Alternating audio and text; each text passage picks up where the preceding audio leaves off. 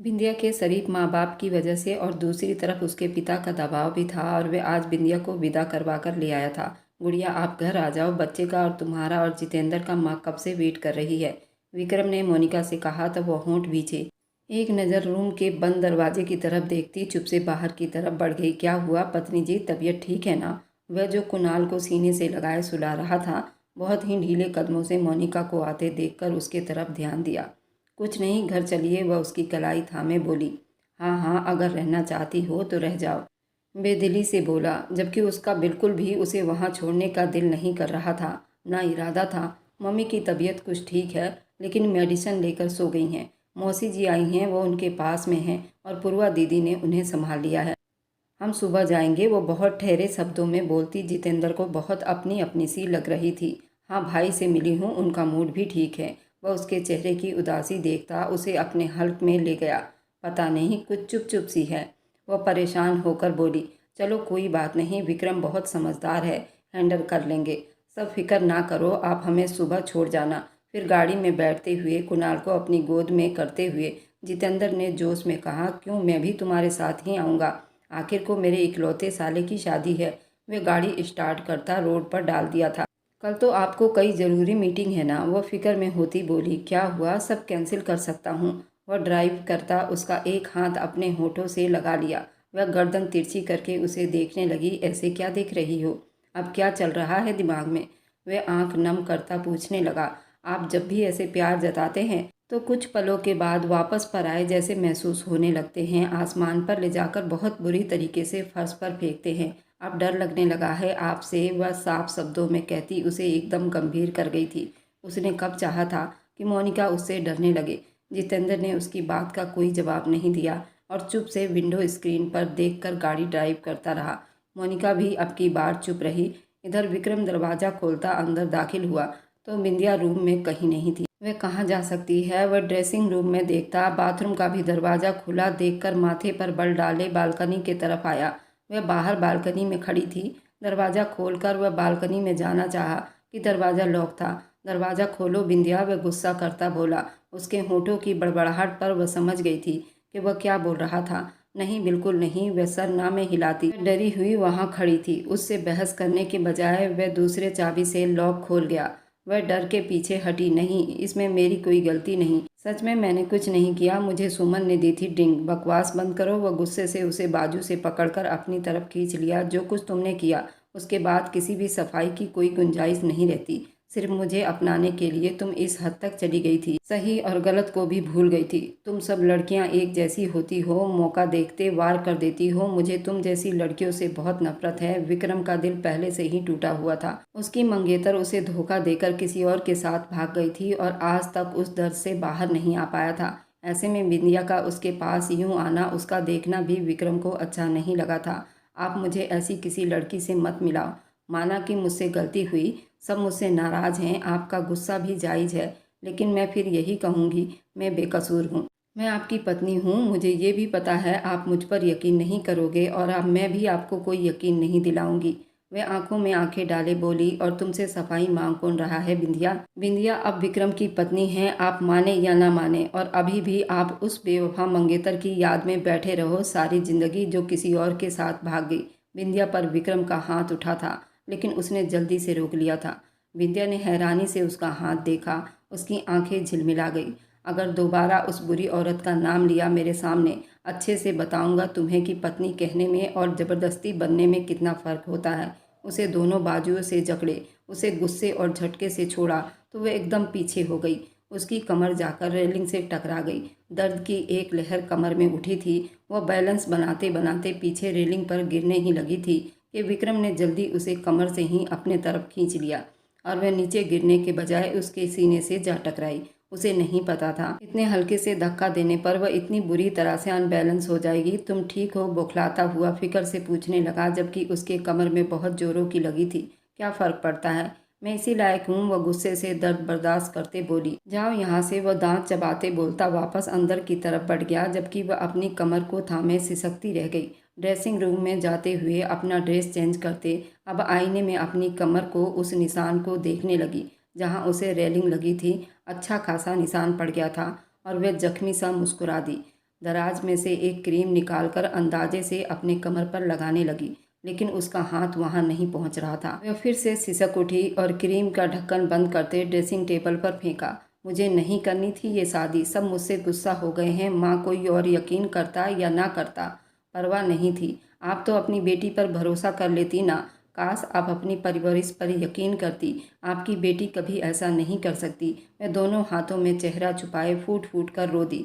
फिर से दरवाज़ा धाड़ से खुला और विक्रम गुस्से से अंदर दाखिल हुआ, पर जैसे ही उसने बिंदिया पर नज़र दौड़ाई, सामने ऐसे खुला जिस्म देखा, वहीं ठिठक कर रुक गया। बिंदिया की निगाह भी उसकी तरफ उठी। उसके चेहरे पर बेयकीनी थी। वह अपनी नज़रों को दूसरी तरफ घुमाने लगा था। अचानक उसकी निगाह बिंदिया की कमर पर ठहरी। सारे शर्म और लिहाज भुलाकर वह उसके तरफ कदम बढ़ा दिया। विक्रम उसके कमर के निशान को उंगली से छू गया। वह तो कसमसाकर थोड़ा दूर हटी थी, धड़कते दिल और कांपते हाथों से अपना कपड़ा ठीक करने लगी, जिसे विक्रम ने रोक दिया और ड्रेसिंग टेबल से क्रीम उठाकर उसके निशान पर लगाने लगा।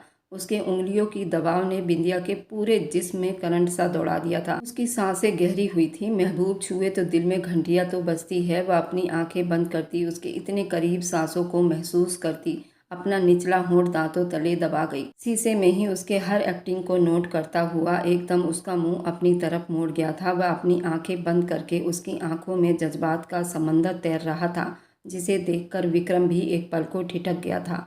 उसके कुंदन जैसे शरीर पर एक निगाह डालते धीरे से उसके पास होता, उसके चेहरे के करीब चेहरा करता, 1 इंच की दूरी पर रुका था। बिंदिया ने गहरी सांस भरते अपने होंठ दांतों तले दबाए तो विक्रम फिर से उसे देखकर मुस्कुराया। तुम मेरी पत्नी बन गई हो, जबरदस्ती की पत्नी, लेकिन मैं अपनी मोहब्बत तुम जैसी लड़की पर कभी निछावर नहीं करूँगा, जिसने किसी का इज्जत का ख्याल तक नहीं किया। वह ये कहते पीछे हट गया। प्यासा कुएं के पास जाकर प्यासा ही लौट आया था। वह ड्रेसिंग रूम से जा चुका था, जबकि उसके शरीर को पूरा देख चुका था। उसके पूरे शरीर में एक करंट सा दौड़ गया था। बिंदिया का दिल कर रहा था वह खुद को ख़त्म कर दे, क्योंकि वह खुद को इस आदमी के आगे बेमोल कर गई थी। क्यों वह तड़पते आंसू बहा रही थी। इधर कुणाल सो गया था। वह जो कल छुट्टी का इरादा रखता था, इसलिए एक्स्ट्रा काम करने स्टडी रूम में लैपटॉप खोलता बैठ गया था। अब तो उसका सर दर्द से फटने के करीब था। मोनिका भी कॉफ़ी बनाकर ले आई, उसके पास बैठ गई। थैंक्स। उसे जोरों से उस वक्त कॉफ़ी की चाहत हो रही थी। कुणाल सो गया। आप भी रेस्ट कर ले, काफ़ी रात हो गई है, वह नॉर्मल शब्दों में कहती वापस पलटी कि जितेंद्र ने उसकी कलाई फिर से थाम ली। लैपटॉप एक तरफ करता उसे अपनी गोद में बिठाते उसका चेहरा तकने लगा। कोई परेशानी है क्या मोनिका? वह उसके पास अपनी बाहों को उसके गर्दन में डाले बड़ी चिंता होकर पूछ रहा था। नहीं तो क्या मेरे साथ तुम खुश नहीं? उसके अगले सवाल पर मोनिका ने आंखें फैलाए उसे देखा, जबकि दिल जोरों से धड़कने लगा, जिसे जितेंद्र ने बखूबी महसूस किया। ऐसा तो कुछ नहीं है, आप क्यों ये सब पूछ रहे हो? वह नज़रें चुरा गई। मोनिका, मैं मानता हूँ हमारी शादी जिस भी हालात में हुई, उनमें ना तो तुम मेंटली तैयार थी न मैं, लेकिन फिर भी माँ बाप के खुशी के लिए हमने ये सब किया। भले ही हमारी अरेंज मैरिज है, फिर भी वक्त बीतने के साथ साथ ये मैरिज मेरे लिए मेरी ज़िंदगी बन गई है। तुम और कुणाल मेरी ज़िंदगी हो, मेरी पूरी दुनिया हो। मैं तुम दोनों के बिना कुछ नहीं हूँ। वह उसका हाथ मोहब्बत से अपने होठों पर लगाकर जज्बात में बहते बोल गया था, और वह उसे बिना पलक झपकाए देखे जा रही थी। लेकिन उस 2 साल में मैंने तुम्हें हंसते भी देखा, मुस्कुराते भी देखा, प्यार भी किया, गुस्सा भी कर जाता हूँ तुम पर, और ये भी मानता हूँ, लेकिन तुम्हारी आंखों में वो चमक नहीं जो मुझे देखनी है। कुछ तो कमी है मुझ में, ये जानना है मोनिका। आखिर हमारे बीच इतना संबंध तो है कि हम एक दूसरे से दिल की हर बात कह सकें। वह अब उसे सुनना चाहता था कि आंखों में आंसू भर आए थे। वह सांस खींचकर रोने लगी। प्लीज़ मोनिका, रोना मत, मुझे तुम्हारी आंखों के आंसू बर्दाश्त नहीं होते, ये मेरे दिल पर गिरते हैं। वह दिल की जगह पर उंगली रखकर प्यार से बोला, हम खुश हैं आपके साथ जितेंद्र जी।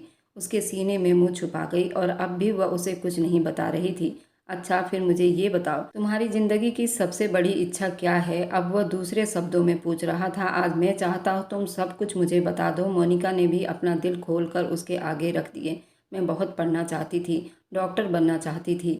किस्मत ने मुझे आगे पढ़ने नहीं दिया, लेकिन आज तुम्हारा पति जितेंद्र कहता है तुम आगे पढ़ोगी जब तक तुम्हारा दिल करे। इधर बिंदिया बिस्तर पर आई, जो कमरे में आते बिल्कुल अंधेरा महसूस करती सोफे पर जाकर लेटने लगी कि अपने सामने विक्रम की आवाज़ सुनते हुए चौंकी। मैं यहीं कंफर्टेबल हूँ, साफ शब्दों में बोली। ड्रेसिंग रूम में उसका व्यवहार वह भूली नहीं थी।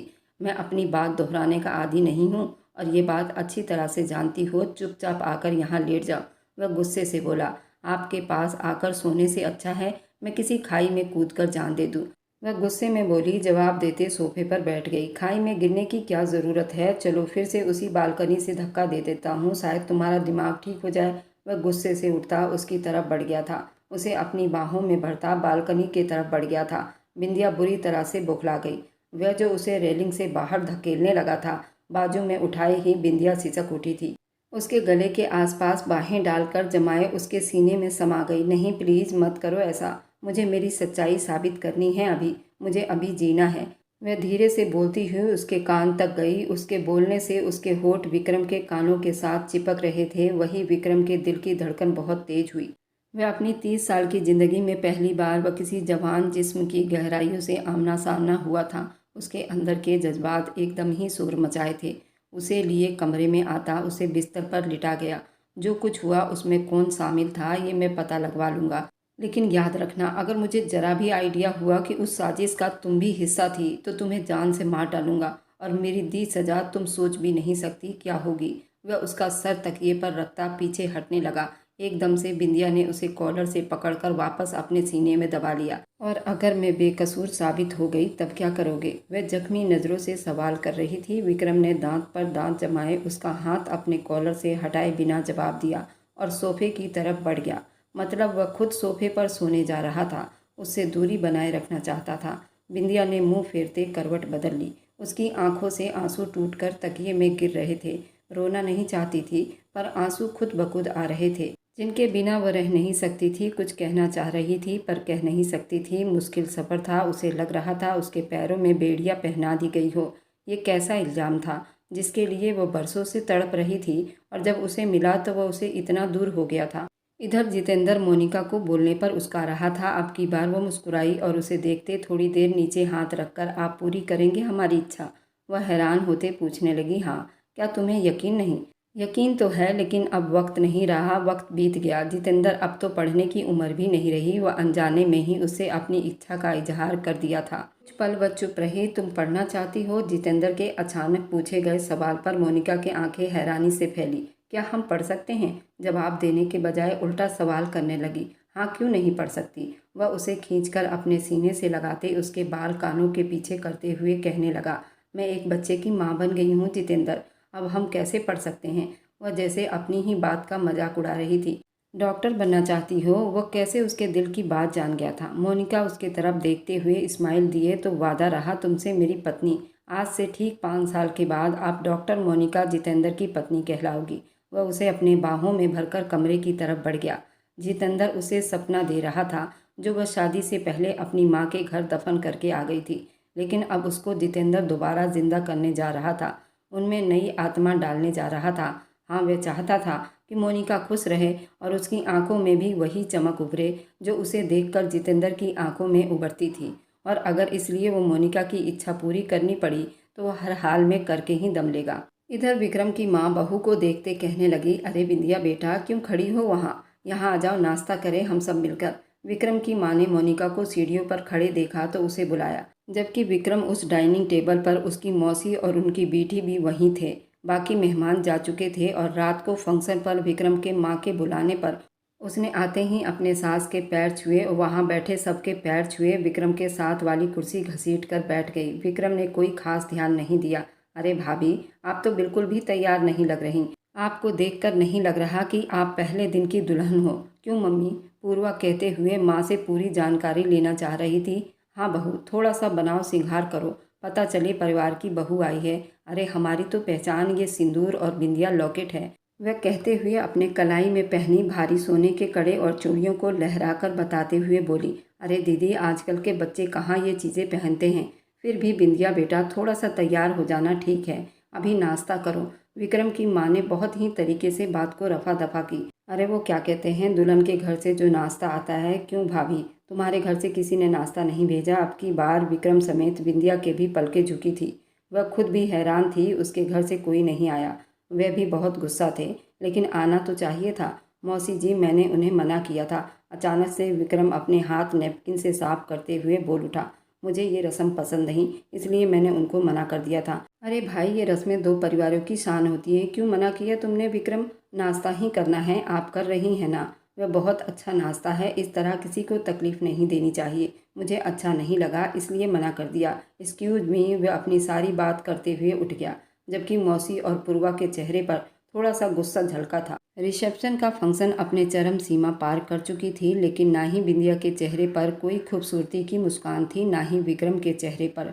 दोनों एक साथ खड़े चांद सूरज की जोड़ी लग रही थी, लेकिन ऐसा महसूस हो रहा था कि दोनों ही एक दूसरे के संग खुश नहीं। मोनिका को ये दोनों यूं चुप चुप अच्छे नहीं लग रहे थे। मोनिका और जितेंद्र भी उसके पास आकर बैठे। इधर कॉलेज की सुमन भी उन दोनों पर नज़र गड़ाए हुए थी। अरे कैसे हो? आखिर तुमने वह सब हासिल कर ही लिया। प्रोफेसर को तुमने अपने जाल में फंसा ही लिया। उसकी दोस्त सुमन ने स्टेज पर आते गुस्से से चिल्लाई थी। बिंदिया ने गुस्से से उसके तरफ घूरा था। आते उसे देखा। विक्रम कुछ देर पहले ही स्टेज से उतरकर नीचे गया था और उसी मौके का फ़ायदा उठाते हुए सुमन स्टेज पर आई थी। तुम्हें किसने इनवाइट किया है? क्यों आई हो तुम यहाँ? मेरी ज़िंदगी में जहर घोलकर तुम्हें सुकून नहीं आया जो तुम फिर से आ गई हो? बिंदिया ने दबे शब्दों में कहा। एक तो पहले ही परेशान थी, क्योंकि उसके घर से कोई भी नहीं आ रहा था। ना कोई रिश्तेदार आया था, ना ही उसके माँ बाप। इतने नाराज़ थे, उन्होंने आज उसके फंक्शन में आना भी ज़रूरी नहीं समझा। और ऊपर से ये सुमन फिर से आधमकी थी। बेस्ट फ्रेंड होकर कैसे छोड़ देती तुम्हारा फंक्शन?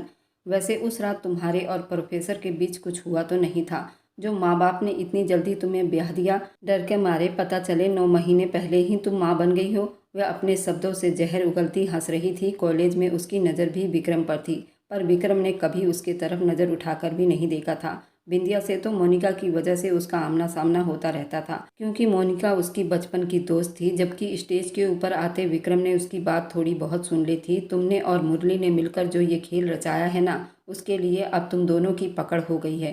पुलिस को सारे सबूत मिल चुके हैं। वहाँ के सीसीटीवी कैमरे में सब कुछ रिकॉर्ड हुआ है।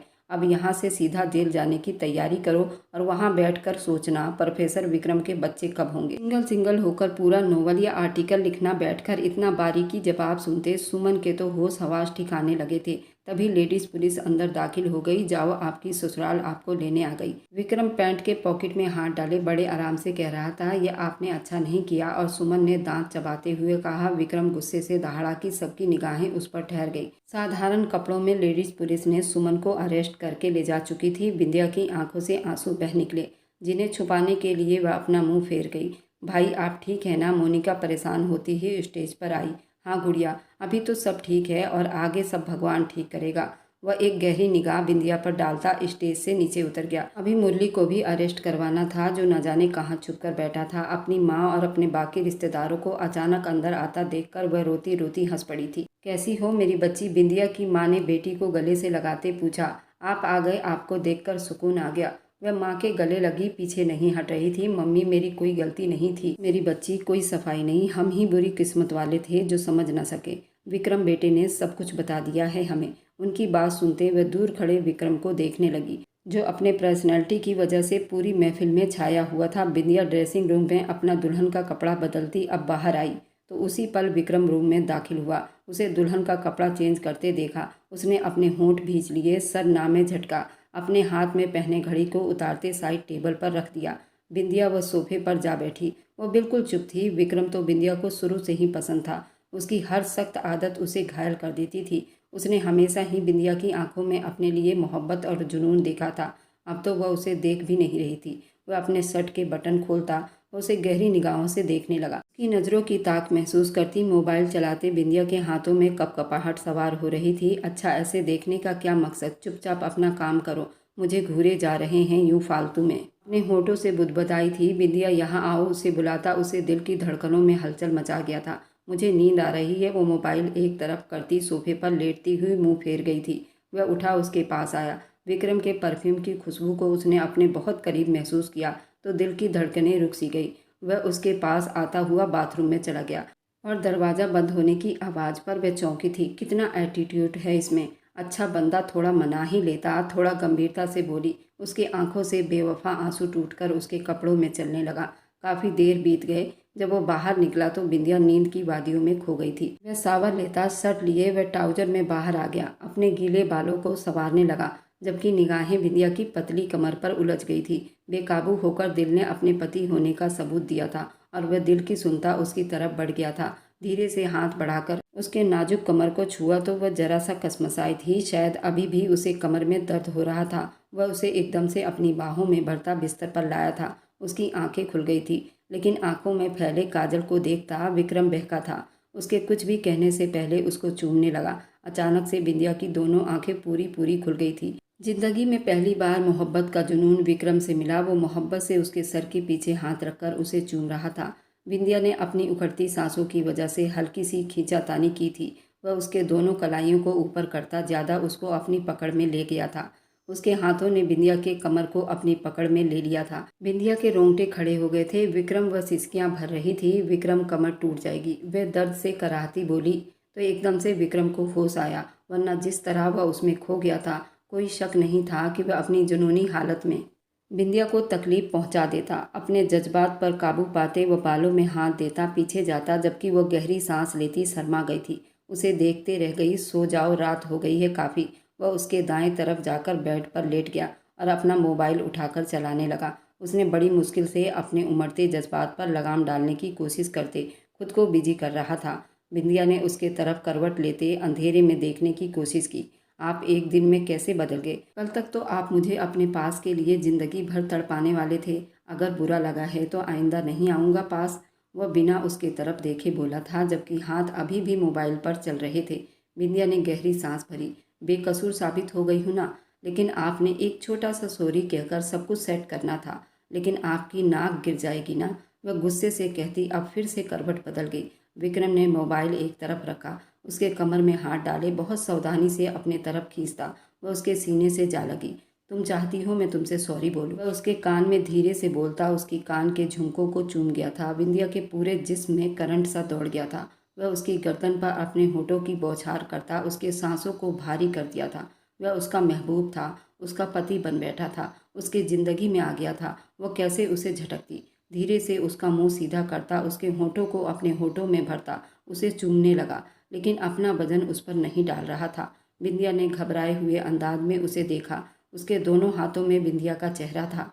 वह उसके होठों को नरमी से चूम रहा था। दोनों की सांस एक दूसरे में घुलने लगी थी। ये मेरा सॉरी था, जरा सा पीछे होता भारी आवाज में बोला। एक्सेप्ट कर रही हो ना? बिंदिया ने धड़कते दिल से सर हाँ में हिलाया और ज़्यादा उसके गालों से उसके गर्दन पर झुकता, अपने नरम होठों से चुंबन की बरसात करता, उसे भिगोता, उसके होश आवाज पर छाने लगा था, अपनी मोहब्बत उस पर लुटाने लगा था। वो गहरी सांस भरती फिर से हाँ में सर हिला गई।